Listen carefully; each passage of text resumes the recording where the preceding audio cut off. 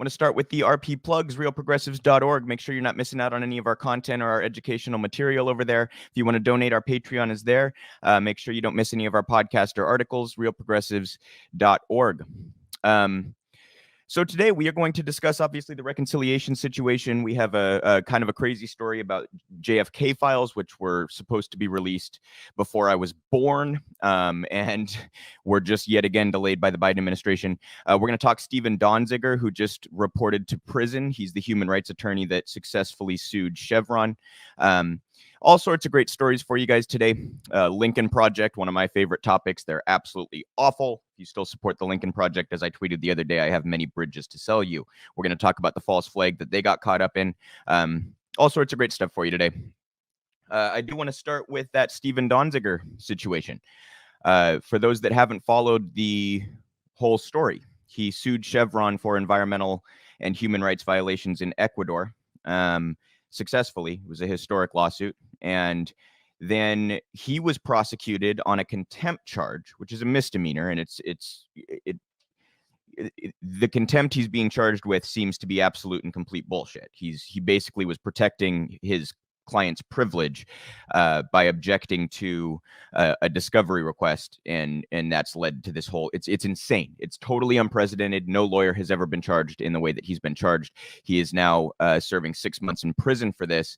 And the other detail that I think often gets left out of this story is that the attorneys that prosecuted him were not prosecutors. It was a private law firm that is employed by Chevron that the judge brought in to prosecute Stephen Donziger. So it was not like a prosecutor sat down and said, this case has merit and I'm going to prosecute it. It was private attorneys brought in who represent Chevron. I mean, the conflicts of interest here are absolutely insane. And it kind of, this story speaks to and demonstrates how the sort of like critical legal theory talks about how when you have these institutions, they're going to be designed to maintain the status quo for those who benefit from the status quo. So they're built by those in power to protect those in power. Right. And that's why you see such rampant classism and racism and corruption running through our legal institutions. And this is just a perfect example of that.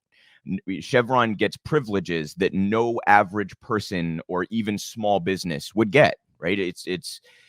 They're just able to get whatever the fuck they want when they've failed, when they've successfully been sued. They get to respond to that in ways that average people do not have the power to. And that's the whole system is built up on that kind of hierarchy. So I want to show you guys a clip here. This is Donziger himself. The morning before the morning he reported to prison, he went on Democracy Now and spoke with Amy Goodman.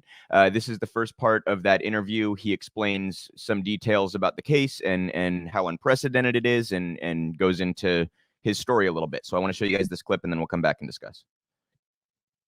Now, democracynow.org, the War and Peace Report. I'm Amy Goodman.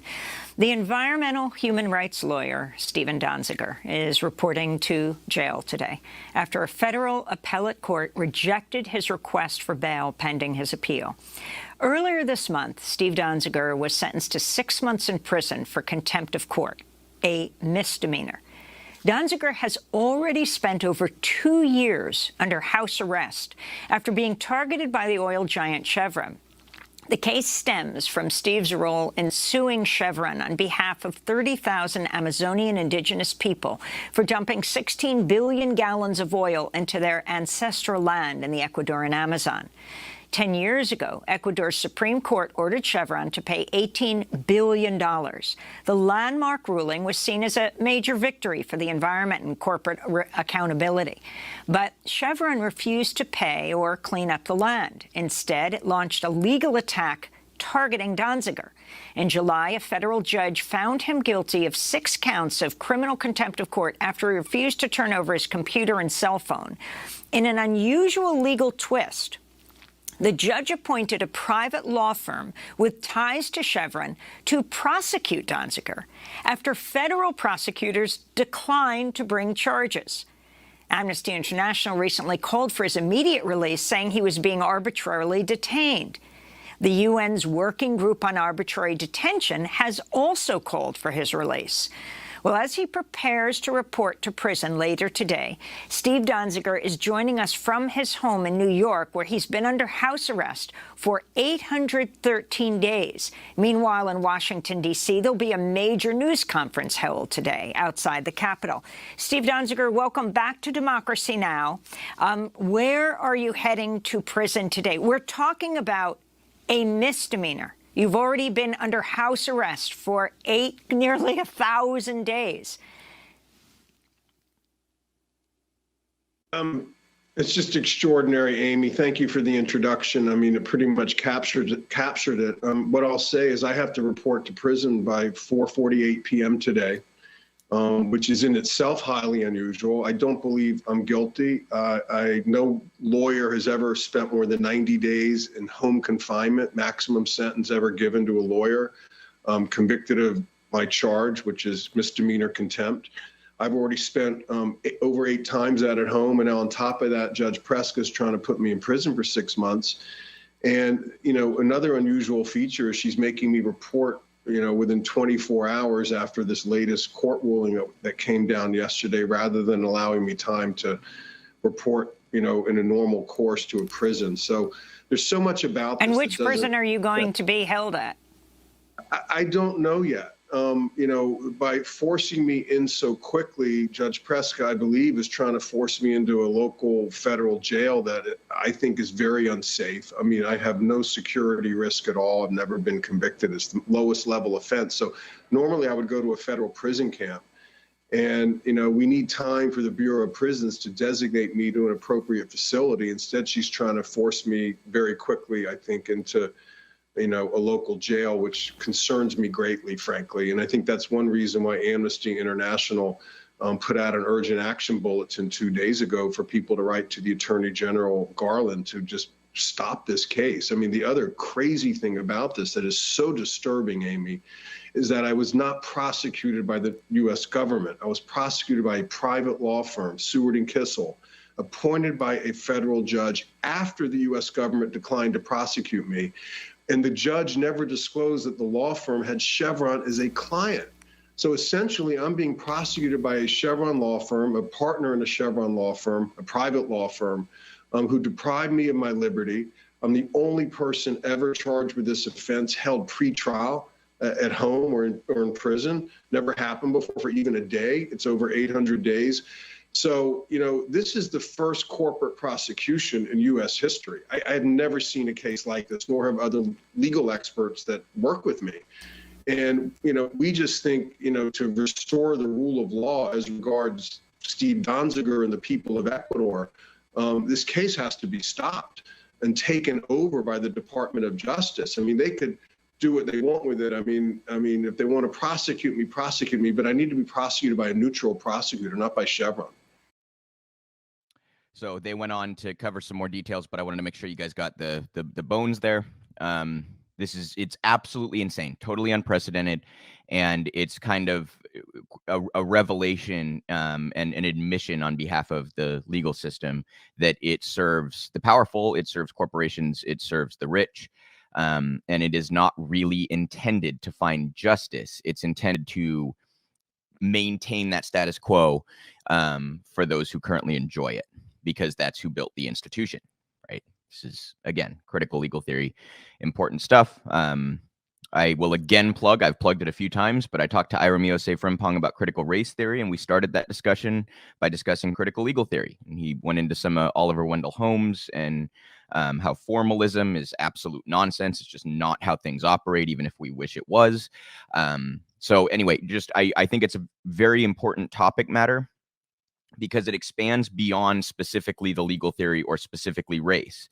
Taking this critical look at society and looking at how systems and institutions operate, I think is such an important aspect of anybody's worldview and anybody's political ideology. So I hope that something changes here, but I doubt it's going to. I think that Steven Donziger is going to have to serve out 6 more months in prison after nearly 1,000 days on house arrest. And I think it's very clear that nothing close to justice was done in this case. What happened was a sycophantic judge capitulated to Chevron. And that's what the legal system does again. And Donziger here is the victim. It's meant to intimidate other lawyers who might have thoughts about suing a big corporation or a big bank or some other, anyone big enough that's it's kind of like a too big to fail concept in not quite, but like if you cross a certain threshold, the legal system is going to jump through hoops to try to make sure that it's serving you and not try to, find justice in any particular case. This is utterly insane. Utterly insane. It's a plain violation of his rights to be prosecuted by Chevron's own law firm. That's like, how is that possibly legal? Total loss for words on this one. Shame on that judge. Shame on that judge. Shame on Chevron. Shame on that law firm. Every participant in this is in the wrong. And again, quite a revelation for how things work. And I also have a feeling, you guys, that as unprecedented as this is, I have a feeling that smaller versions of this probably occur quite regularly. It just might not actually amount to the public, explicit, you're going to prison for 6 months kind of a thing. But these pressures trickle down in so many different ways to attorneys and to judges. The whole system is built to prop up the powerful and allow them to maintain their power and their wealth and their influence over society. So this is a shameful situation, especially considering Chevron, we've gotten all this evidence that these big oil companies have known for decades what they're doing to the planet and just covered it up and lied about it.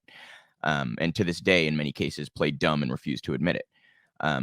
And as we see the catastrophic results of climate change, and as people are starting to legitimately feel it, especially, by the way, impoverished people in marginalized communities, and often indigenous communities end up feeling it first, because where do oil companies go to run their pipelines, right? Whose land do we often destroy first? It's the indigenous communities' land. So you see marginalized communities and impoverished communities paying the price for Chevron's conduct. And then when once in a blue moon, the exception to the rule, when they actually lose a lawsuit for this behavior, what do they get to do? They get to turn around and act in vindictive ways towards the attorney who successfully defeated them in court. Right. So this is meant as a warning shot to any other attorney that would dare challenge the powerful. And I hope it doesn't work. I hope that other attorneys continue to push forward, as little as that is in the grand scheme of things, right? Like winning one lawsuit against Chevron as compared to like all these systemic climate change issues and corruption issues and capitalism is a whole fucking thing, right? But anything you can do to chip away at it, I want to see attorneys attempt to, and it would be a real shame if this kind of intimidation worked. So I wish Stephen and his family all the best. I can't imagine what he has gone through and will continue to go through for another 6 months. And I can only hope that as some consolation that his career is, takes off and continues to bring him success after this. I hope that this being such a public case, perhaps he can find a couple other Chevrons of the world to take down, and hopefully bring some publicity to that so that we can try to get the ball rolling on some of this stuff a little bit. So I wanted to talk about